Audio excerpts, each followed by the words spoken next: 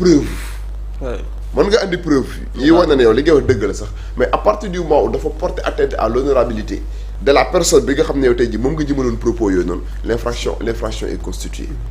loolu moo ci xaw a garaaw wàllu diffamation moo tax daal tey ak wax li nga xam ne moom nga war a wax ak tey jii nii booy waxtaan ci benn affaire nga am tous les éléments toutes les informations à ta disposition nga door cee wax mais je crois que à la place en tout cas de la bonne information il a fantasmé et puisqu'il a fantasmé présentement il n'a qu'à aller déférer à la convocation bu demee après dinañ comprendre la suite de cette procédure mais bu fekkente ne retenir nañ la diffusion de fausses nouvelles il risque véritablement d'aller vers un mandat de dépôt. D'accord kon baal mu mujjee audition bi. comme ça ngeen sànni ci seen kaddu. Fary boobu ak léegi ñu ngi dégg ku ci nekk di yëkkati kàddoom ci oto yi nga xam ne moom lañ nar a jëndal député yi nekk ca hémicycle ba plainte daal di ci mujj juddu jëm ci Bachir Fofana ak Adama Gaye jàngat bi lan la. C'est très normal mais j'aurais aimé vous faire écouter ce qu'il a dit concrètement moom Bachir Fofana parce que je pense que kaddu yooyee am na solo pour nit ñi mën a dégg dëggantaan le pourquoi. bu amul lu ñàkk teggin nga. non. Aïssatou. yaa ngi ñëwaat ci Aïssatou dëkk bi neex. D'abord oto bi déggoon ngeen ay ñoom Serigne boobu wax. ñoom Serigne boobu bokkuñu ci marché bi. on ne les a pas consultés. parce que c'était un appel d'offres restreint. te boo restreint wee. boo refee restreint yaay tànn ñi la neex. absolument. yaa ngi dégg. c'était un appel d'offres restreint. c'était pas un appel d'offres ouvert. déedéet. appel d'offres ouvert ngay dem publicité et cetera. ñëw dugg na fi génn. mu neex yow. waaw. beneen bu ci nekk comme irrégularité. oui. moo di ni ñoom dañoo viser oto. alors que le code des marchés interdit de viser une marque. absolument. ñoom xam nga lu ñu bëgg a jënd. waaw Toyota Prado. moom moo di wax léegi. Toyota Prado lañ bëgg a jënd. exactement alors que normalement dañ la ne booy jënd marché oto. ci code des marchés. doo tudd marque. da nga naan je veux une berline. mooy oto bu ndaw. wala nga ne je veux une station wagon. mooy 4x4. muy 4x4. wax nombre de chevaux yi. nga wax nombre de chevaux yi. wax nombre de places yi. par châssis bi nu mu toll par rapport au truc. pneu yi nu ñu toll et cetera. am na nooy defee sa dossier d'appel d'offres on sait que marque bii nga bëgg a jënd. mën nañ ko attaquer ARMP. wala critères yi. wala kii voilà lii rek la am quoi. lii rek la am donc conséquence. ñoom loolu noonu c'est une forme d'irrégularité boo mën a tudd foofu la. voilà maintenant beneen bi.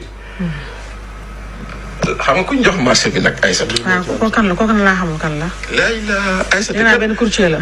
Aïssatou. kan la. ka ne woon maa jox Ismaïla Madior 50 millions. bëgguma dégg li may wax. Mbadou Alaaji Cheikh Gueye mu baax mi. ka ne woon maa jox Ismaïla Madior 50 millions. moo gagné marché bi. Alaaji Cheikh Gueye mu baax mi. waaw. léegi dégg nga. je comprends. genre li tax ma teg ko c'est parce que dama bëggoon nit ñi dégg dëggantaan. léegi kii moom ki ne woon moo jox Koppar Gueye. le corrupteur de Ismaïla Madior Fall. voilà Ismaïla Madior Fall. la ni moom moo gagné marché auto yi nga xamante ne mooy moom la ñuy wax nii ci assemblée. d'accord xam nga. appel d'offres dafa restreint. genre c'est clair. moom Bachir Fofana nee na de un c'était un appel d'offres restreint maanaam bi ñu koy def dañoo ciblé woon nit ñi nga xamante ni bëgg nañu te bu ngeen dégloo ci kàddu El Malick ba mu waxoon keroog yàggul dara moom ak Moustapha Diop bi ñuy wax ci oto yi. dafa ne dama démarrer appel d'offres bi teg ko fu ma ko war a teg ñoom ñu gérer ko waaye ba ma jotee liste bi gis naa ay kii yoo xamante ni bokkuñ ci ay sociétés sénégalaises yoo xam ne bokkuñ ci te dañ cee war a bokk. naa leen ci inclure. mu ne nañu leen ci équilibre. inclure pour mu am équilibre ay kàddu El Malick Ndiaye la. exactement. mu pare ci loolu tey mu ne non seulement c'était restreint dañoo ciblé seeni nit waaye ñoom ki ñu bëggoon jox marché bi mooy non ki ñu jox marché bi sax la wax mooy kan mooy Cheikh Gueye maanaam Cheikh Gueye le corrupteur de Ismaïla Madior Fall dans cette affaire de 250 millions yi nga xam ne ñu ngi nekk di ci waxtaan. tey je pense que lii mënuñoo weesu loo xamante ni c'est du concret et c'est du factuel. moom ay kàddoom la boo ko yëkkati avec tant d'assurance waa léegi lu ci jar maa ngi wuyu ji. lan moo ci jar woo nañ ma lan moo ci jar dinaa dem ak du ma dem yaa wax te tu l'as dit avec assurance nee nga yow li ngay wax nii moo am nit du ko teggi saa waay bu ñu la woowee devant la justice mais vas-y preuve yi nga xamante ni yor na ko à sa disposition mu teg ko sur la table parce que man j'ai l'impression que en fait ñun sax dañuy dugg ci seen jeu bi nga xamante ni tey jii ñoom ñu ngi koy def à savoir di ñu retenir à chaque fois tey nit ki yaa toog sexaluñ la lem sexaluñ la dara benn kii toog fële ne loo wax mu ne la mbaadu diw non bu ma wax loolu defal li ngay gën a yebbeeku yàlla def nga wax li nga wax ba pare maintenant tu assumes mais continue d'assumer ñun on n'a pas besoin de ce tintamarre là pour nous dire non damay dem ak duma dem ak diw ci laa bokk ak bokkuma ci gis nga nit mag bu yàlla defee yow nga am aisance d'esprit ba mën a toog devant des milliers de Sénégalais wax loo xamante ni leer na la leerul tu dois être capable d'assumer tes dires te tey malheureusement li nga xamante ni mooy kàddu gi li nga xamante ni mooy le problème ñoom ñëpp ku ci nekk da ngay xëy du lundi au lundi du matin au soir di dal ci li nga xamante ni mooy sa dal ci régime bi genre avec des arguments yoo xamante ni tey jii doo xam fa lañ koy jëlee après dañuy wax lu leen neex mais lorsque la justice fait son travail non il y a problème musellement de la presse loolu ma ci gën a metti non il y a problème la démocratie fait faillite non il y a problème parce que dañuy xañ suñu droit suñu ak seen yelleef d'accord liberté d'expression mais pas libertinage waxuñu la nga toog safaan waxuñu la nga toog wax lu dul dëgg waxuñu la nga toog wax lu amul waxal lépp lu mu mënti doon même bu fekkee ni ça va à l'encontre de ce régime là mais régime bi newu la ne bul wax loo xamante ni lu am la tey bu toogoon tey jii ni par exemple wax benn irrégularité boo xamante ni am na ci marché dëggantaan mu nekk le cas mais Sénégalais dañ koy soutenir ah nous serions les premiers yi nga xam ne sax ñoo toog soutenir ko parce que ci dëgg la ne waaye nag mënoo nekk ci li nga xamante ni mooy sa hobby préféré mooy li nga xamante ni tey jii ni mooy sa bëgg-bëgg à savoir toog